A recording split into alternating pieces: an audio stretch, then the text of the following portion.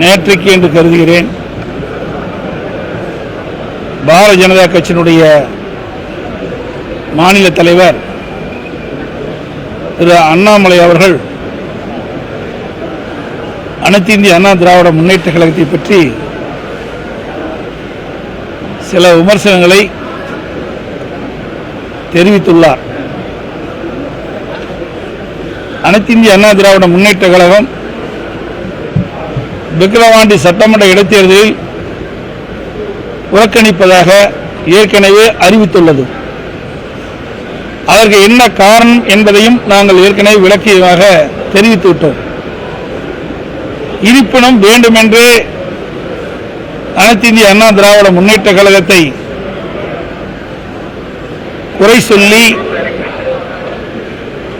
திட்டமிட்டு பேசியிருக்கின்றார். இந்த தேர்தலிலே அனைத்து இந்திய அண்ணா திராவிட முன்னேற்ற கழகம் போட்டிட்டிருந்தால் 3வது இடம் 4வது இடம் வந்திருக்கும் என்று ஒரு கருத்தை தெரிவித்திருக்கின்றார். அவர் மெத்த படித்தவர், மிகப்பெரிய அரசியல் ஞானி. அவருடைய கணிப்பு அப்படி இருந்திருக்கின்றது. நடந்து முடிந்த நாடாளுமன்ற தேர்தல், விழுப்புரம் நாடாளுமன்ற தேர்தலில் விக்கிரவாண்டி சட்டமன்ற தொகுதி வருகிறது. அதில்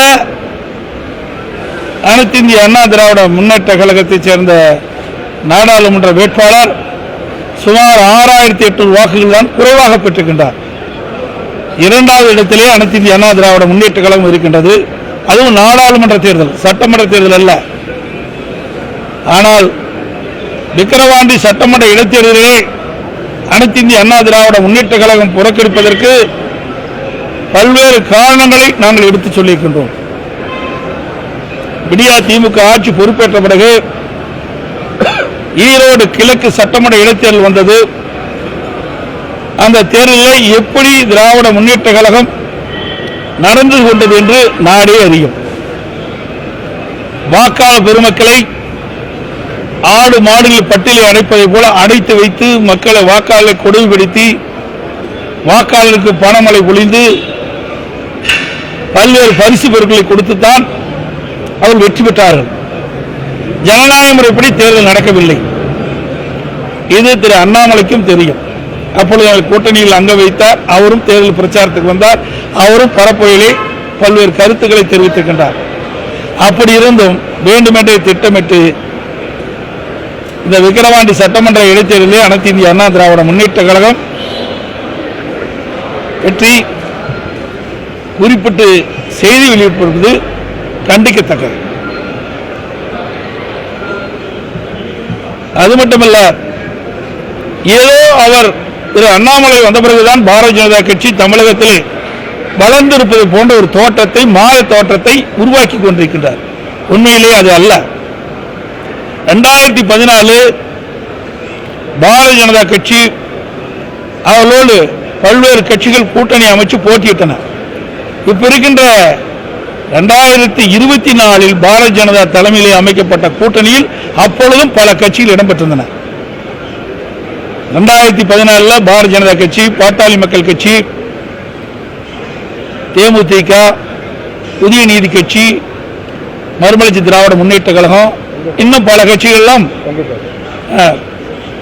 கொங்குநாடு தேசிய கட்சி என்று கருதுகிறேன். இன்னும் பல கட்சிகள் எல்லாம் ஒன்றாக இணைந்து 2014 போட்டியிட்டார்கள். அப்பொழுது கோவை நாடாளுமன்ற தொகுதியிலே மரியாதைக்குரிய இன்றைக்கு மேதக ஆளுநராக திரு சிபி ராதாகிருஷ்ணன் போட்டியிட்டார். அப்பொழுது அண்ணா திமுக வேட்பாளருடைய 42,000 வாக்குகள் தான் குறைவாக பெற்றார். இப்பொழுது 2024 நாடாளுமன்ற தேர்தலிலே, கோவை நாடாளுமன்ற தேர்தலிலே பாரதிய ஜனதா கட்சியின் சார்பாக திரு அண்ணாமலை போட்டியிட்டார். அவர் திராவிட முன்னேற்ற கழக வேட்பாளரை விட 1,18,000 வீட்டு குறைவாக பெற்றிருக்கின்றார். அப்படின்னா எங்கே பாரதிய ஜனதா வளர்ந்திருக்குது? அதோடு 2014ஆம் ஆண்டு பாரதிய ஜனதா கூட்டணியில் பெற்ற வாக்குகள் 18.80. தற்போது பாரதிய ஜனதா தலைமையில் அமைக்கப்பட்ட கூட்டணிகள் பெற்ற வாக்கு 18.28. ஆக 0.52% குறைவாகத்தான் வாக்குகளை பெற்றிருக்கின்றார். அவர் தினந்தோறும் பேட்டி கொடுத்துக் கொண்டிருக்கிறார். பேட்டியிலே தன்னை அடையாளப்படுத்திக் கொண்டிருக்கின்றார். அவர் பாரதிய ஜனதா கட்சியினுடைய மாநில தலைவராக வந்த பொழுது என்ன புதிய திட்டத்தை மத்திய அரசின் மூலமாக தமிழ்நாட்டு மக்களுக்கு பெற்றுத் தந்திருக்கின்றார்? எதுவுமே கிடையாது. வாயிலே வடை சுத்திட்டு இருக்கார். எப்பொழுது பார்த்தாலும் பொய் செய்திகளை வெளியிட்டுக் கொண்டிருக்கின்றார். மற்ற கட்சிகளே அவதூறாக பேசுவதுதான் அவர் தொடர்ந்து வழக்கமாக கொண்டிருக்கின்றார். அது மட்டுமல்ல, கோவை நாடாளுமன்ற தொகுதியில் போட்டியிட்ட பொழுது 100 வாக்குறுதிகள் 500 நாளில் நிறைவேற்றப்படும் சொன்னார். எந்த கட்சியை சேர்ந்த தலைவரும் இப்படிப்பட்ட வாக்குறுதி கொடுத்ததே கிடையாது. ஆனால் இப்படி ஒரு பொய்யான செய்தியை வாக்காளர் பெருமக்கள் சொல்லித்தான் இவ்வளவு வாக்குகளை பெற்றாரோலிய உண்மை செய்தியை சொல்லி பெறவில்லை. அவர் சொன்ன செய்தியை வைத்துத்தான், அதாவது 100 அறிவிப்புகள் 500 நாட்களில் நிறைவேற்றப்படும் என்ற செய்தியை வைத்துத்தான் மக்கள் அவருக்கு வாக்களித்தார்கள். இப்பொழுது மத்தியிலே பாரதிய ஜனதா ஆட்சி தான் வந்திருக்குது. எதிர்பார்க்கிறோம் 500 நாளில் 100 வாக்குறுதி நிறைவேற்றுவாரா, கொடுக்கப்பட்ட வாக்குறுதியை திரு அண்ணாமலை நிறைவேற்றுவாரா என்று மக்கள் எதிர்பார்க்கின்றார்கள். அது மட்டுமல்ல, இப்படிப்பட்ட பாரதிய ஜனதா கட்சியில் மாநில தலைவர் இருக்கின்ற காரணத்தினால்தான் 300க்கும் மேற்பட்ட தொகுதியில் வெற்றி பெற்று ஆட்சி அமைத்த பாரதிய ஜனதா கட்சி இன்றைய தினம் சரிக்கு கூட்டணி அமைச்சு ஆட்சியிலே அமர்ந்திருக்கின்றது. அதை முதல் அவர் கவனத்தில் எடுத்துக்கொள்ள வேண்டும்.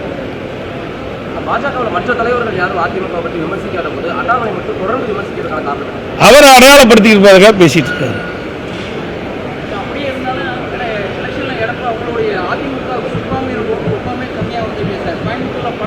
அதாவது சிறுபான்மை பெரும்பான்மை என்று பிரிச்சு பார்க்காதீங்க. நாட்டில் அப்படி இருக்கக்கூடாதுன்னா அதிமுகவுடைய நிலைப்பாடு ஜாதிக்கும் மதத்திற்கும் அப்பாற்பட்ட கட்சி அனைத்து இந்திய அண்ணா திராவிட முன்னேற்ற கழகம். இதில் சட்டமன்றத்துக்கு இந்த தேர்தல் இல்லை, இது நாடாளுமன்ற தேர்தல். நல்லா எண்ணி பாருங்க. 2019 நாடாளுமன்ற தேர்தல் நடந்தது. அப்போது சுமார் 22 சட்டமன்ற தொகுதி கிடைக்கும் இடைத்தேர்தல் நடந்தது. அதில் எல்லாமே திமுக போட்டிட்டது, அண்ணா திமுக போட்டிட்டது. அப்போ சூலூர்லையும் போட்டிட்டோம். அப்போ திமுக இங்க யாரு நீங்க சொன்னாங்களா, கம்யூனிஸ்ட் தான் நாடாளுமன்றத்துக்கு. அப்ப நாடாளுமன்றத்துக்கு கம்யூனிஸ்ட் கட்சி சேர்ந்து நின்றார். அப்ப அவர் வெற்றி பெற்றார். அப்ப சூலூர்ல சகோதரர் கந்தசாமி போட்டிட்டார். அந்த இடைத்தேர்தல் நாங்கள் வெற்றி பெற்றோம். இப்படி தமிழ்நாடு முழுவதும் 9 இடத்துல நாங்கள் வெற்றி பெற்றோம். சட்டமன்றத்தில், பாராளுமன்றத்தில் அவர்கள் வெற்றி பெற்றாங்க. ஆக இது தமிழ்நாட்டு மக்களை பொறுத்த வரைக்கும் நாடாளுமன்றத்துக்கு ஒரு மாதிரி வாக்களிக்கிறாங்க, சட்டமன்றத்துக்கு ஒரு மாதிரி வாக்களிக்கிறாங்க. இதுதான் நிலைப்பாடு.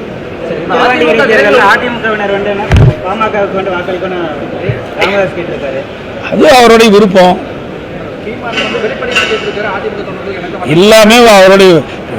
எல்லாமே அந்தந்த கட்சியுடைய தலைவருடைய விருப்பப்படி அவர்கள் கேட்கிறாங்க.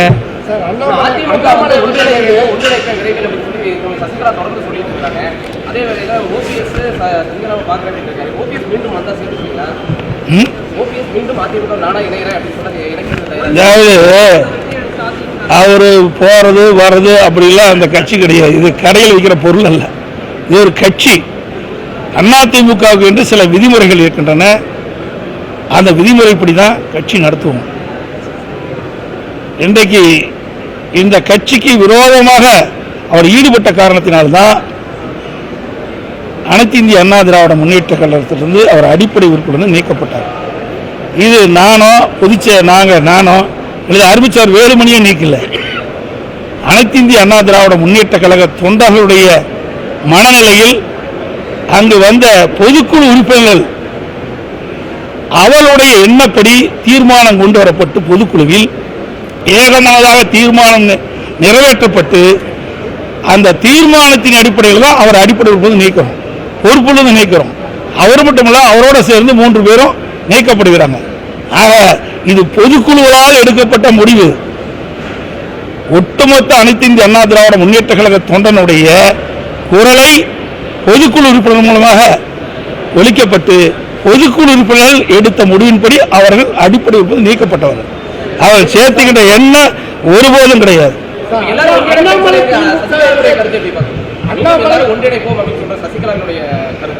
எங்க ஒன்று அவையில கட்சி இல்லையே, அவர்கள் உறுப்பினரே இல்லை, அவரை எப்படி போய் ஒன்றிணைக்க முடியும்? அதாவது அது மட்டும் இல்லை, இதில் பார்த்தீங்கன்னா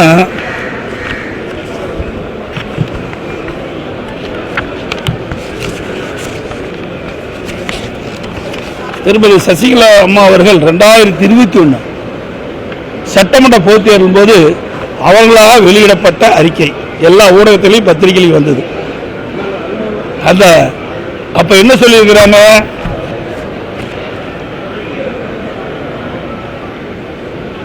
அம்மா அவர்கள் உயிருடன் இருந்தபோது எப்படி அவர் எண்ணத்தை செயல்படுத்தவும் சகோதரியாக இருந்தவனும் அவர் மறைந்த பிறகும் அப்படித்தான் இருக்கின்றேன். நான் என்றும் பதவிக்காகவோ பட்டத்திற்காகவோ அதிகாரத்திற்காகவோ ஆசைப்பட்டதில்லை. புரட்சித் தலைவியின் அன்பு தொண்டர்களும் தமிழக மக்களும் நான் என்றென்றும் நன்றியுடனாக இருப்பேன். நான் அரசியலை விட்டு ஒதுங்கி இருந்து அம்மாவின் பொற்கால ஆட்சி அமைய நான் என்றும் தெய்வமாக வணங்கும் என் அக்கா புரட்சித் தலைவரிடம் எல்லாம் உள்ள இறைவனும் பிரார்த்தனை செய்து கொண்டே இருப்பேன். அப்பொழுதே அறிவிச்சிட்டாங்க. 2021 நான் பதவியில் இல்லைன்னு அறிவிச்சிட்டாங்க. அப்புறம் 3 ஆண்டு காலம் கழிச்சு இப்போ நான் ரீஎன்ட்ரிங்கிறாங்க. இது என்ன கம்பெனியா, கார்பரேட் கம்பெனியா, வேலைக்கு போயிட்டு மாதிரி இணையறதுக்கு? இது கட்சிங்க, நல்லா எண்ணி பார்க்க வேண்டும். ஆகவே உண்மையிலேயே அவர்களுக்கு மீண்டும் அனைத்து இந்திய அண்ணா திராவிட முன்னேற்ற கழக ஆட்சி தமிழகத்தில் ஏற்பட வேண்டும் என்று எண்ணினால், மனதார உளமாற எண்ணினால், எப்படி திருமதி ஜானகி அம்மையா அவர்கள் கட்சி 2ஆக பிளவுபட்ட போது அவர் அழகாக அறிக்கை வெளியிட்டார். மாண்பு அம்மா அவர்கள்தான் இந்த கட்சி ஏற்று நடத்துவார்கள், அவர்களுக்கு நான் உறுதியாக இருப்பேன், அனைவரும் ஒருமித்த கருத்தோடு செயல்பட்டு மீண்டும் பொன்மனச்செம்மல் புரட்சித் தலைவர் எம்ஜிஆர் ஆட்சி அமைக்க வேண்டும் என்று சொன்னார். அந்த நற்பண்பும் இவரிடத்தில் இருப்போம் என்று நாங்கள் எதிர்பார்க்கின்றோம். அது அப்படிப்பட்ட ஒரு நல்ல எண்ணத்தின் அடிப்படையில் அவர் செயல்பட்டால் நன்றாக இருக்கும் என்று தொண்டர்கள் அனைவரும் எண்ணுகிறார்கள். திமுக பாஜக தலைவர் அண்ணாமலை இடையே ரகசிய உறவு இருக்கு அப்படிங்கிற மாதிரி ஒரு தகவல். திமுக அண்ணாமலை ரகசிய உறவு இருக்கு அப்படிங்கிற ஒரு தகவலும் பரவிட்டு, அதை எப்படி பாக்குறீங்க? நீ அவரை கேட்டதும் தெரியும், எங்களுக்கு எப்படி தெரியும்? அவருக்கு எங்களுக்கு என்ன சம்மதம்? திரு அண்ணாமலைக்கு எங்களுக்கு என்ன சம்மதம்? நீ அவருக்கு கேட்டா அந்த உண்மையை நீங்க தெரிஞ்சு விடலாம். நிதி அமைச்சர் பேசுறத ஒரு ஆடியோவை வெளியிட்டாரு அண்ணாமலை. முன்னாள் நிதி அமைச்சர் பேசுறதா ஊழல் குறித்து ஒரு ஆடியோ வெளியிட்டாரு. அதன் பிறகு அவர் எந்த இடத்துலையும் புகார் கொடுக்கல, அதுக்கு அடுத்தபடி எதையுமே செய்யல. அப்ப இது அவருடைய யார் ஊழல் செஞ்சான்னு சொல்றீங்க? எனக்கு புரியல. முன்னாள் திமுக நிதி அமைச்சர் அவருடைய திமுக ஸ்டாலினுடைய மகனும் மருமகனும் 30,000 கோடி ஊழல் செஞ்சாங்க, ஆடியோ வெளியிட்டிருந்தாங்க. விளக்கமா கேளுங்க, அப்பதான் அதுக்கப்புறம் அவர் அது சம்பந்தமா எந்த புகாரும் எங்கேயோ அளிக்கல. இதெல்லாம் அவங்களுக்குள்ள இருக்கிற ஒரு ரகசிய உறவை காட்டுதா அப்படின்னு இருக்கலாம். ஏனென்று சொன்னால் இன்றைக்கு இந்த ஊடகங்களும் பத்திரிகைகளிலும் ஒரு அருமையான கேள்வி கேட்டுக்கிறீங்க, அதோட முடிஞ்சு போச்சு. அதுக்கு முன்னாடி எங்களைத்தான் கேள்வி கேட்டுட்டு இருக்கிறீங்க, அவர்கள் கேள்வி கேட்கவும் மறுக்கிறீங்க. திராவிட முன்னேற்ற கழகம் ஆட்சி பொறுப்பேற்ற பிறகு சுமார் 30,000 கோடி அவருடைய ஆட்சி காலத்தில் பல்வேறு துறைகளில் சம்பாதிக்கப்பட்ட பணத்தை என்ன செய்வது என்று தெரியாமல் தடுமாறிக் கொண்டிருக்கிறார் என்ற செய்தி ஆடியோ மூலமாக அன்றைய நிதியமைச்சர், இன்றைக்கு அமைச்சர் இருக்கின்ற திரு பழனிவேல் அவர்கள் தெரிவித்திருக்கிறார். அதை பற்றி அவரும் பேசியிருக்கார், நாங்களும் பேசியிருக்கோம், தொடர்ந்து நாங்கள் பேசிட்டு தான் இருக்கிறோம். அந்த உண்மையெல்லாம் எங்களுடைய ஆட்சி அமைந்த பிறகு வெளியிலே கொண்டு வரப்படும். ஆக இவ்வளவு பெரிய ஊழல் நடந்தவர்கள் இன்றைக்கு நாட்டு மக்களிடத்திலே ஒரு நாடகத்தை அரங்கேற்றி, உத்தம புத்தர் ஒரு நாடகத்தை அரங்கேற்றி இருப்பதுதான் விந்தையாக இருக்கின்றது.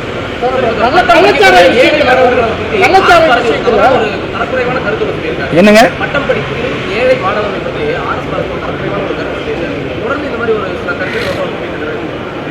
கல்வி செல்வத்தை இன்றைய தினம் கொச்சைப்படுத்தி பேசியவர் திரு RS பாரதி அவர்கள். காலத்தால் அளிக்க முடியாத செல்வம் கல்வி செல்வம். எல்லா செல்வத்தையும் ஏதோ ஒரு காலகட்டத்தில் நாம் இழந்து விடுவோம். ஆனால் நம் உடலில் உயிர் ஒட்டி இருக்கின்ற வரை அளிக்க முடியாத ஒரே செல்வம் கல்வி செல்வம். அந்த கல்வி செல்வத்தை கொச்சைப்படுத்தி பேசியவர் திரு RS பாரதி, கண்டிக்கத்தக்கது. அவர் அண்மை காலமாக இப்படிப்பட்ட கருத்தை சொல்லிக் கொண்டுதான் இருக்கின்றார்.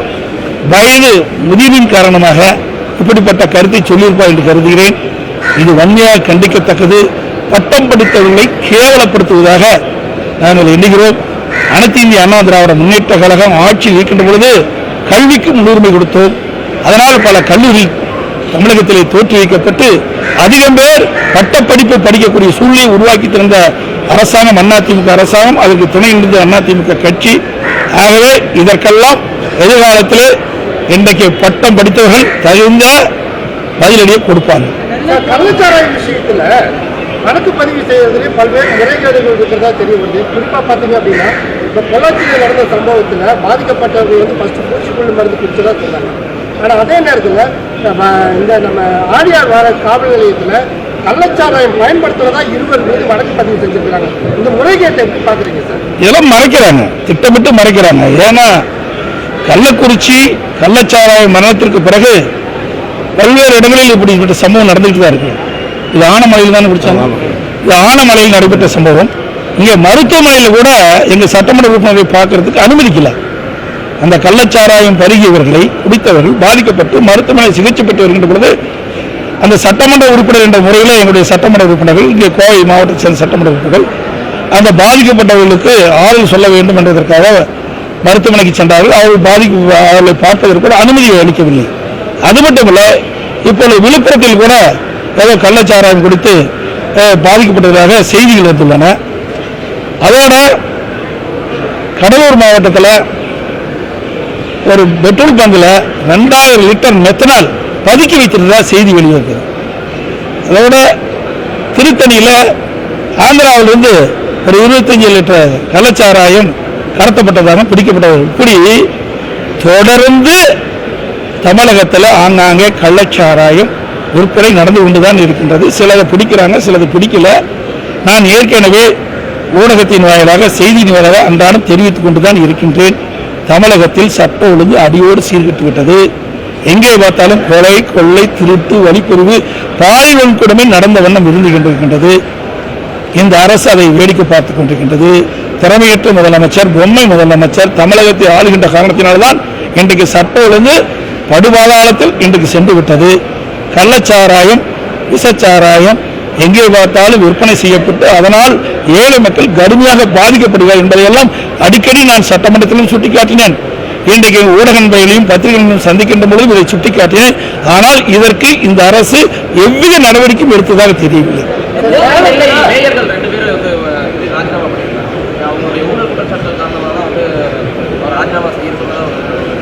இருக்கலாம். ஏன்னா அங்க மட்டும் இல்ல, தமிழ்நாடு முழுவதும் இருக்கின்ற மேயர்கள், அந்த திமுக இருக்கின்ற உள்ளாட்சி பிரதிகள் அதை செய்கின்ற ஊழல் அளவே இல்லை. ஆனால் பத்திரிகை ஊடகங்கள் போட மாட்டேங்கிறீங்களா? அதை வெளியில கொண்டு வாங்க. என்னென்ன ஊழல் நடைபெற்றது என்ற விவரங்களை ஊடகத்தின் வாயிலாக பத்திரிகை நாட்டு மக்களுக்கு தெரிவிங்க. நடுநிலையோடு செயல்பட்டா நிச்சயமா இந்த அரசு அடுத்தது காணாம போயிடும். இப்பவும் சொல்றேன், ரிக்வெஸ்ட் பண்ணி கேட்டுக்கிற ஊடக பத்திரிகை நடுநிலையோடு செயல்படுங்க. இன்றைக்கு எங்கே தவறு நடக்குதோ அந்த தவறை ஊடகத்தின் வாயிலாக பத்திரிகை வாயில் வெளிப்படுத்தினால் இந்த அரசு காணாமல் போய்விடும். திமுக என்ற கட்சி காணாமல் போய்விடும். அந்த அளவுக்கு ஊழல் மலிந்த ஒரு அரசாங்கமாக இன்றைக்கு இருந்து கொண்டிருக்கின்றது. ஊழல் நடைபெறாத துறையே இல்லை, எல்லா துறையிலும் நடைபெற்றுக் கொண்டிருக்கிறது. எனக்கு முன்னால கேள்வி கேட்டீங்களா, ஒரு திராவிட முன்னேற்ற கழக அமைச்சரவை அரசுல அங்கம் வைக்கின்ற ஒரு நிதியமைச்சரே இப்படி ஊழல் குற்றச்சாட்டை தெரிவிச்சிருக்காரு. அப்படிதான் உண்மையை தானே இருக்கும். ஏங்க நான் புறக்கணிச்சுட்டு அப்புறம் எப்படி ஸ்டாண்ட் சொல்லுங்க? அப்படி எப்படி சார், நல்லா கேளுங்க. புறக்கணிப்புன்னு என்ன? புறக்கணிப்புன்னு நாங்கள் வெளியிட்டாச்சு.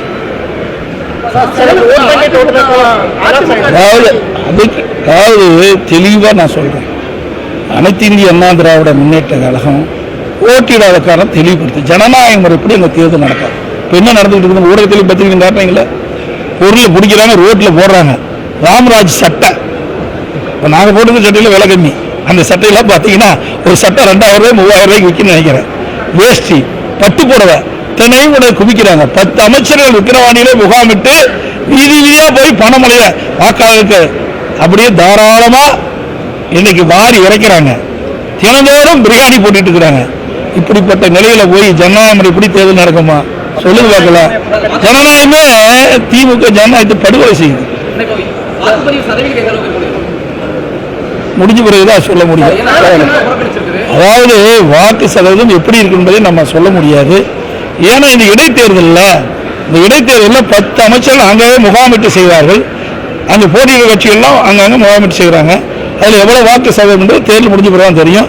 அதில் ஒன்றும் தெரியாது. ஆகவே நீங்கள் சிந்திச்சு பாருங்க, அனைத்து இந்திய அண்ணா திராவிட முன்னேற்ற கழகம் தான் நாட்டு மக்களுக்கு நன்மை செய்கின்ற இயக்கம். மீண்டும் 2026 தமிழகத்தில் அனைத்து இந்திய அண்ணா திராவிட முன்னேற்ற கழகம் ஆட்சி அமைக்கும். அனைத்து பத்திரிகையாளர்களுக்கும் நன்றி, வணக்கம்.